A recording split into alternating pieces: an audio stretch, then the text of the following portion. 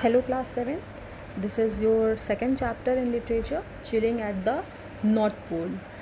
You all know in Earth there are two poles, North Pole and South Pole. So the author है यहाँ पे, he has taken us to a journey to North Pole. So that is what we will study here in this chapter. So this whatever is given in your chapter, it's an extract. ये एक extract है जिसे times of India से लिया गया है, जो कि 28 जुलाई 2013 में वहाँ उस न्यूज़पेपर में आया था. Okay, so if you have your books, you can see these 4 images that is given here. These are some animals which are found in the North Pole. So the first animal is polar bear, the second one is seal, third one is reindeer, fourth one is, I think it's either beluga whale or it's a blue whale. It can be any one because the image is not clear. Okay, so the second thing is that you should know the difference between the word glacier and iceberg. Glacier और iceberg के बीच में difference पता होना चाहिए. So a mountain of snow, or you can say glaciers are formed when there is a continual deposition of snow at a place. एक ही place पे अगर continue deposition होता है snow का, so एक glacier form होता है. Okay, and when a chunk, or you can say a piece of glacier breaks off and it floats, then it is called iceberg. अगर एक piece आइस ग्लेशियर का टूट के फ्लोट करता है पानी पे, सो उसे हम आइसबर्ग कहते हैं. Okay, so the author is Sohail Seth here, and he has described the adventure. वो जो पूरा एडवेंचर है इस तरीके से डिस्क्राइब किया है कि हमें ऐसा लगता है हम खुद देख पाते हैं. We can visualise everything. We the readers, after reading this chapter, we can visualise what all happened with him. Okay, so let's begin this. So when he planned this journey or this trip to North Pole, what everybody thought, सब लोग ये सोच रहे थे कि जो ये author है, he has gone Sen. Sen means out of his mind, मतलब उनका दिमागी हालत सही नहीं है, क्योंकि कोई भी इतने एक्सट्रीम वेदर जहाँ होती है वहाँ कोई भी जाना पसंद नहीं करता है. So why he want to go there. So सब लोगों ने उन्हें सारी वहाँ की प्रॉब्लम्स बताई कि वहाँ पे क्या क्या प्रॉब्लम हो सकती है. First of all you have to deal with these wild animals. वहाँ पे पता नहीं किस किस तरीके के वाइल्ड एनिमल्स हो सकते हैं, एंड हो सकता है कोई अटैक भी कर सकता है. ठीक है. देन द वेदर, वहाँ का वेदर इतना ज़्यादा एक्सट्रीम होता है, इतनी ज़्यादा ठंड होती है कि -30-32 डिग्री तक टेम्परेचर चला जाता है, एंड वहाँ पे ज़्यादा ह्यूमंस भी नहीं हैं. ठीक है. So if you need any help, no one can come and help you. फिर खाने और ये सब का भी स्टोरेज करके जाना पड़ेगा. सपोज़ कुछ गिर गया या अगर ख़त्म हो गया तो दूसरा मिलने में प्रॉब्लम है. प्लस वहाँ पे कम्युनिकेशन नहीं हो सकता है, क्योंकि उतनी ठंड इलाके में कोई कम्युनिकेशन का तो सोर्स नहीं है. So there are no internet, nothing there. So बहुत सारी चीज़ों में बहुत प्रॉब्लम थी. ओके, सो उन्हें ये सारी चीज़ें सब लोगों ने बताई.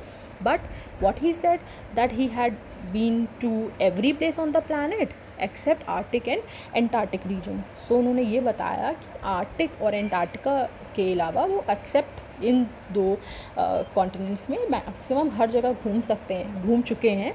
सो उन्हें इन दोनों में से कोई एक जगह घूमने का मन है. सो इस वजह से वो इनमें से कोई एक जगह अब जाना चाहते हैं. सो फिर अब उन्होंने रीज़न दिया कि वो क्यों आर्टिक जाना चाहते हैं. Why he want to go to Arctic region? Because he want to change our thought. हमें चेंज हमारी थॉट करना चाहते हैं कि हर कोई वेकेशन के लिए कोई ऐसी जगह जाता है जो बहुत कंफर्टेबल होती है, या फिर वहाँ पे वेदर बहुत सूदिंग होता है. बट उनके दिमाग में क्या था, he want to go to some places जहाँ पे बहुत सारे चैलेंजेस हों, जहाँ पे बहुत ज़्यादा चैलेंज हो हर चीज़ करने में. सो ऐसी एक्सट्रीम जगह जाना इसीलिए वो चाहते थे, क्योंकि इन सब जगहों पे तो बहुत चैलेंजेस होंगे. हर टाइम बच के रहना और टेम्परेचर से कैसे फ़ाइट करना है, ये सारी चीज़ें तो उनके लिए एक तरीके से एक चैलेंज था. So that is why he have chosen arctic region to go. So after he have chosen all this thing, he arrived in Bergen. Bergen कहाँ पे है? it is situated in the south west of Norway, Norway के south west side पे है. And why he went to Bergen? To take ship to the arctic circle. So arctic region के पास पहुंचने के लिए, in that Arctic circle, he needs a ship, and to reach that ship he went to this place that is Bergen, and that is in the southwest side of Norway. And his journey, ये जो journey थी ये पूरे 12 days की थी. That and then he began that 12 journey. And इस 12 दिन की journey में भी 5 days जो थे वो कोई भी communication के बिना थे. Like there were no source of communication in those 5 days. No internet, no mobile, no any kind of contact with outside world. जो भी बाहर की दुनिया में हो रहा होगा उससे कोई कनेक्शन नहीं रहेगा, कोई कांटेक्ट नहीं रहेगा. He even can't use his phone, internet, और there will be no contact with any humans. Okay, so you only tell me, can you even think 5 days without internet, without phone, without any form of communication, or without any TV, nothing, only this place which is weird, with extreme weather, and with like any day any wild animal can attack you. So we can't think like that. So what he thought, that okay, whatever the challenges will be, but I will go to this trip. So उस Bergen, when he reached Bergen, after that he continued his journey to north. अब north side, north pole जाना है तो north side में journey बढ़ानी पड़ेगी.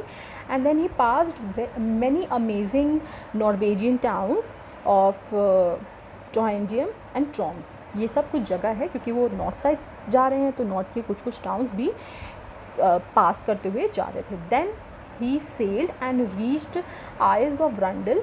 That is a place where you can find large number of arctic birds. बहुत सारे Arctic birds वहाँ पे उस आइल्स ऑफ रंडल में मिल सकते हैं. And of course he went to this journey to see everything that is there in the arctic side. So that was a treat for him. Then he passed some magical fjords. What's fjords? It's a long trip of sea. एक लंबी सी सी होती है जिसके side side पे steep hills होते हैं, and they are found usually in the Norways. Then they saw 7 sisters, and which is called, कि ये वर्ल्ड की prettiest waterfalls में से एक है. और it was only on the day 6 of their journey then that they began pushing further in the north. 6 day के बाद से ही एकदम नॉर्थ साइड पहुँचने लगे थे. and in geographical terms we can say that they have crossed latitude 70 degree north. ठीक है, geographical तरीके से हम ये कह सकते हैं कि 70 डिग्री नॉर्थ लैटिट्यूड में उन्होंने क्रॉस कर लिया था. And now they have reached the arctic circle. उस आर्टिक सर्कल के अंदर वो लोग पहुंच चुके थे. बट वो लोग इसी से सिर्फ खुश नहीं थे. क्यों खुश नहीं थे? क्योंकि वो जो जर्नी थी, वो जो ये जर्नी थी उनकी पूरी, वो थी कि हम नॉर्थ पोल के पास जा सकते हैं सिर्फ उतना ही जितना लीगली परमिसिबल था. Why only legally permissible place? Because there are certain places in the world which is not legally permissible for anyone to go. क्योंकि वहाँ पे अभी हम गए नहीं हैं, ज़्यादा हमने खोज नहीं की है. वहाँ पे हो सकता है कुछ ऐसे एनिमल्स हो या ऐसी कुछ कंडीशंस हो जहाँ पे ह्यूमन सर्वाइव नहीं कर सके. So you need legal permission to go to all these extreme weather places. Okay, so that is why he was not happy, because he can reach or he can go closer to those places which are legally permissible.